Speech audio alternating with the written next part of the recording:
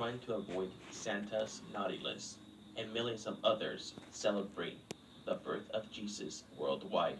However, there's a darkness that surrounds the holiday that many love and cherish, and most are completely unaware of it. The darkness originates from the elements that make Christmas what it is today, from the origins of Santa and his devilish associate to the origins of Christmas Day itself, which originated from sin and mayhem. These are three of the most dark and sinister things about Christmas I bet you didn't know. Number 3.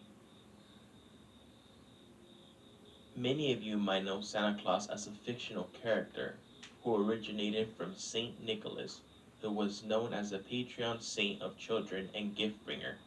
And over hundreds of years and after many modifications, he became the jolly fella most kids know and adore today. But what many might not know is how Saint Nicholas became known as the patron saint of children. During the Middle Ages, there was an enormously well-known story regarding this. The story tells of Bishop St. Nicholas entering an inn where its keeper had just murdered 3 boys and pickled their dismembered bodies in barrels in the basement. It is told that the bishop was able to sense the crime and even resurrect the victims as well, which is one of the reasons he became known as a patron saint of children. This story was eventually replaced by one less gruesome, which became more popular for obvious reasons. Number 2. Many children today know that Santa Claus is always watching, judging their character, giving gifts to the nice ones, and lumps of coal to the naughty ones. However, this wasn't always the case. From the 1700s all the way through the early 1900s, his dark companion, Krampus, was the one responsible for handling the misbehaving children.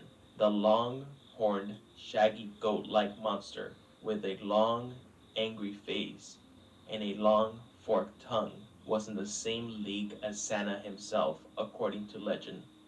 If children misbehaved, Saint Nicholas would send his associate, Krampus, his dark partner, would show up and punish the wicked child. He would beat him with a bundle of birch sticks and whip him with horsehair, and finally throw him in a sack or a wicker basket to take him down to hell for a year. Recently, Krampus has been gaining popularity, in large part due to the loose adaptation of the legend, which was turned into a horrible motion picture bearing his name. So some parents might be retelling the legend of Krampus and scaring the crap out of their children in the near future. Who knows? Number 1. The origin of the holiday itself is surrounded in darkness. While millions believe that Christmas, which is celebrated on December 25th, marks the birth of Jesus, this is very unlikely, as most scholars believe that if Jesus was indeed born under the circumstances the Bible describes and in the region, he was most likely born during a warmer month. So, where do we get December 25th from then? From the pagan holiday called Saturnalia, which actually predates Christianity itself. Saturnalia was a week-long holiday that ran from December 17th through December 25th. During Roman times, they honored the god Saturn, which included human sacrifice, intoxication, naked women caroling, and rape, and much more. During these 7 days, there was no punishment for breaking any law. Much like the modern movie The Purge, Christianity adopted Saturnalia in hopes of converting pagans into Christianity by promising they could still celebrate as Christians.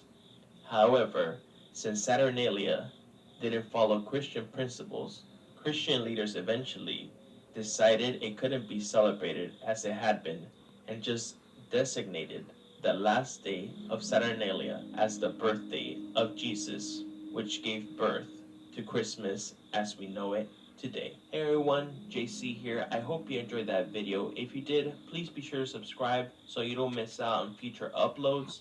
And I would also appreciate if you check out my other content. Thank you for watching, and